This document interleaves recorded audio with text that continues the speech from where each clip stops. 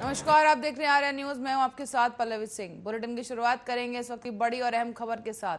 देहरादून से बड़ी खबर सामने आई है, जहां सीएम तीरथ रावत ने देर रात अपने पद से इस्तीफा दे दिया है, जिसके बाद आज एक अहम बीजेपी विधायक दल की बैठक बुलाई गई है।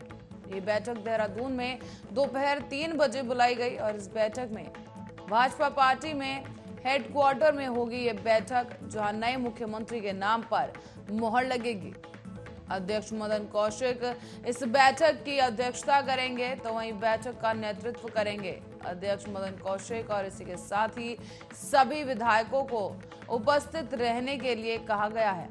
काफी अहम बैठक होने जा रही है। तो वहीं आपको बता दें कि 114 दिन का मुख्यमंत्री का पद जो है संभाला, 114 दिन तक तीरथ रावत ने, और अब उन्होंने अपने पद से इस्तीफा दे दिया है, जिसके बाद से देहरादून में अब सियासी हलचल तेज हो गई है।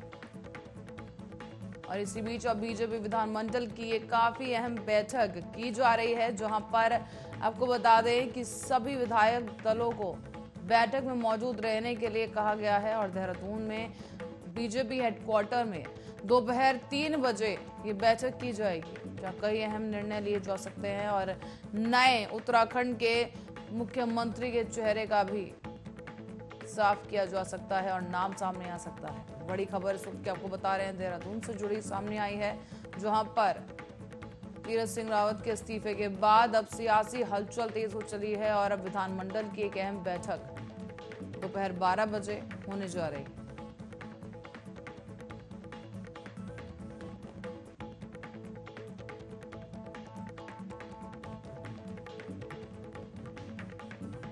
और इसी बीच बिजनौर से एक बड़ी खबर सामने आ रही है। बता दें, बिजनौर में तेज बारिश में एक पशुशाला ढह गई है। हादसे का शिकार होने से बाल बाल बचे पशुशाला ढहने से हजारों का नुकसान हो गया है। बारिश से पशुशाला मलबे में तब्दील हो गई है और पीड़ितों ने प्रशासन से की मुआवजे की मांग। चांदपुर के मुजफ्फरपुर खादर का मामला बताया जा रहा है, जहां पर आपको बता दें कि बारिश से एक पशुशाला मलबे में तब्दील हो गई है। मुजफ्फरपुर खादर का पूरा मामला है, जहां पर अब पीड़ितों ने प्रशासन से मुआवजे की मांग की है। पशुशाला ढह गई थी बारिश की वजह से, जिसके बाद पीड़ितों की तरफ से अब प्रशासन से मुआवजे की मांग की जा रही है। बिजनौर से ये बड़ी खबर आपको बता रहे हैं, जहां तेज बारिश का कहर देखने को मिला है और तेज बारिश कहर बनकर टूटी है एक पशुशाला पे। हालांकि किसी जान का नुकसान नहीं हो पाया है। सभी पशुओं को समय रहते बाहर निकाल लिया गया। किसी पशु को किसी तरह की हानि नहीं हुई है, लेकिन काफी नुकसान हो गया है। पशुशाला मलबे में तब्दील हो गई है और इस दौरान जो पीड़ित हैं उन्होंने सरकार से मुआवजे की मांग की है। बड़ी खबर इस वक्त की आपको बता रहे हैं, जहां पर एक पशुशाला ढह गई है और मुजफ्फरपुर खादर का मामला बताया जा रहा है, जहां पर चांदपुर की एक पशुशाला भारी बारिश के चलते ढह गई है। बिजनौर में तेज बारिश की वजह से यह पशुशाला ढह गई, जिसकी वजह से पशुओं को कोई नुकसान नहीं हुआ, लेकिन पशुशाला ढहने की वजह से जो पशुशाला के मालिक हैं उनको काफी नुकसान हुआ है, जिसकी वजह से अब मुआवजे की मांग की जा रही है।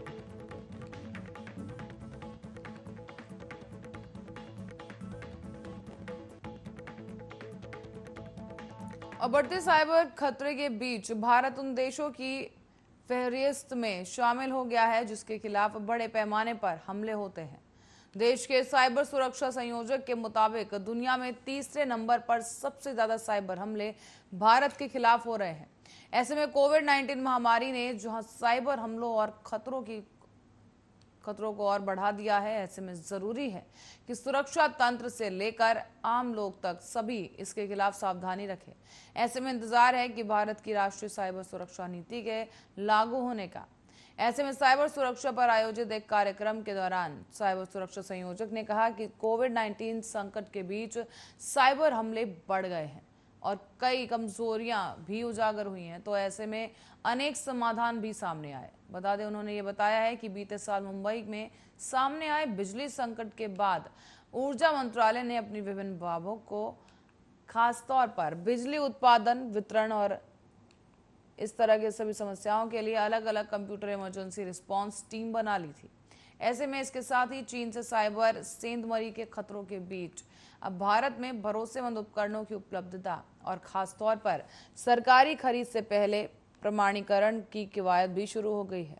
इसी के साथ ही सुरक्षा की बात करें तो साइबर सुरक्षा संयोजक ले जनरल पंत के मुताबिक टेलीकॉम के साथ साथ अब रक्षा और ऊर्जा मंत्रालय ने भी अपने उपकरणों की खरीद के पहले प्रमाणीकरण में रुचि दिखाई है। हालांकि खतरा इस बात का भी है कि संगठित आपराधिक संगठन भी साइबर अपराधों में जुटे हुए हैं।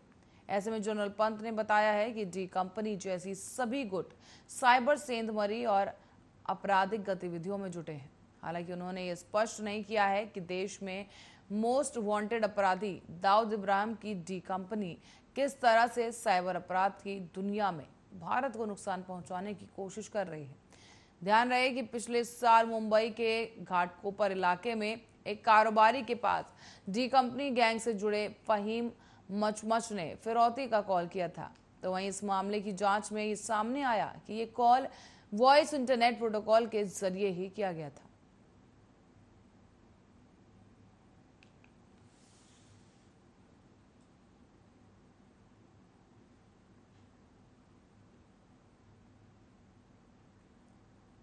और इसी बीच अलीगढ़ से एक बड़ी खबर सामने आई है। आपको बता दें, अलीगढ़ में देखा तेज रफ्तार का कहर। अज्ञात वाहन ने बाइक सवारों को मारी टक्कर और हादसे में बाइक सवार दोनों युवकों की मौके पर ही मौत हो गई है।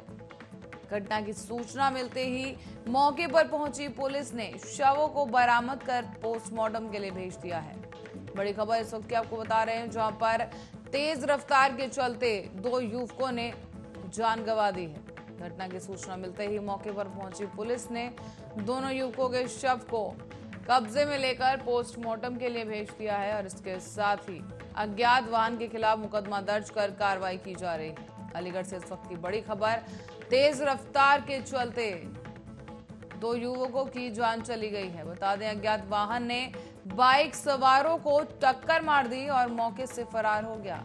तो वहीं हादसे में घायल युवकों की मौके पर ही मौत हो गई और दोनों युवकों की मौत हो गई है और शवों को पुलिस ने पोस्टमार्टम के लिए भेज दिया है। घटना की सूचना मिलते ही पुलिस जो है घटनास्थल पर पहुंच गई और इसके बाद दोनों युवकों के शव को पोस्टमार्टम के लिए भेज दिया गया। तो वहीं अज्ञात वाहन के खिलाफ मामला दर्ज कर कार्रवाई की जा रही है। अलीगढ़ से इस वक्त की बड़ी खबर आपको बता रहे हैं, जहां पर बाइक सवारों को टक्कर मार दी गई है।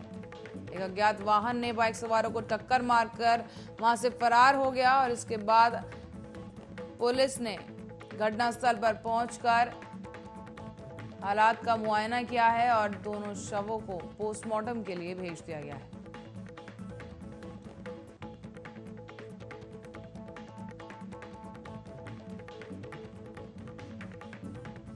और रुक करेंगे बिजनौर का। बिजनौर से इस वक्त की बड़ी खबर आपको बता दें कि बिजनौर में तेज रफ्तार ट्रक ने एक युवक को टक्कर मार दी है।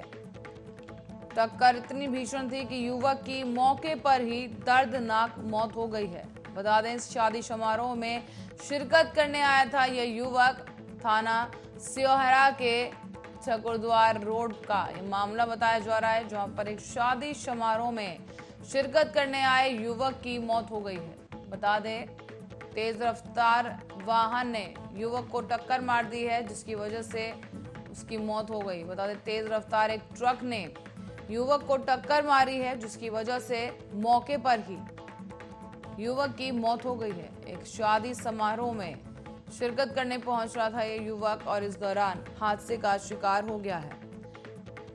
पूरा मामला थाना सियोहरा के ठाकुरद्वारा रोड का बताया जा रहा है, जहां पर तेज रफ्तार एक ट्रक ने बाइक सवार युवक को टक्कर मार दी है, जिसकी वजह से युवक की मौके पर ही दर्दनाक मौत हो गई है। बिजनौर से इस वक्त की बड़ी खबर, शादी समारोह में जाते वक्त एक युवक की हादसे में मौत हो गई है। ट्रक ने टक्कर मार दी, जिसकी वजह से युवक की मौके पर ही मौत हो गई है।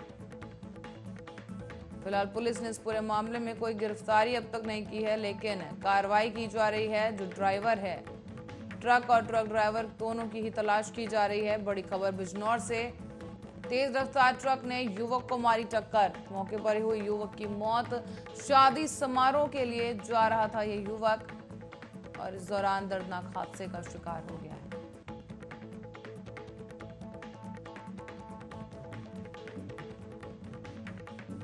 रुक करेंगे अगली खबर की ओर, जहां भीषण गर्मी से दिल्ली झुलस रही है और बारिश का बेसब्री से इंतजार किया गया।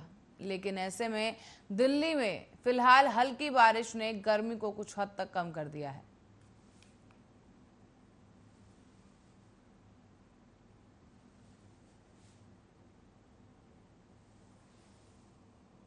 बता दें कि दिल्ली में अधिकतम पारा बीते दिन हुई बारिश की वजह से 2 से 3 डिग्री सेल्सियस नीचे पहुंच गया है। दिल्ली में अधिकतम पारा 45 डिग्री सेल्सियस तक पहुंच गया था, जिसने कि 90 साल का रिकॉर्ड तोड़ दिया था। लेकिन अब गर्मी के सारे रिकॉर्ड तोड़ने के बाद आखिरकार दिल्ली में थोड़ी राहत आई है।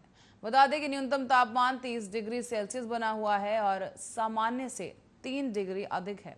ऐसे में मौसम विभाग का अनुमान है कि अभी 3 दिनों तक गर्मी से ज्यादा राहत नहीं मिलेगी, लेकिन हल्की बारिश से कुछ हद तक राहत जरूर देखने को मिल सकती है। ऐसे में दिल्ली एनसीआर के साथ साथ पूरे पश्चिमी उत्तर प्रदेश, भारत, हरियाणा, उत्तराखंड, हिमाचल में बारिश से राहत मिलने की उम्मीद है। मौसम वैज्ञानिकों ने 5 से 6 जुलाई को मानसून के आने की संभावना भी जताई है।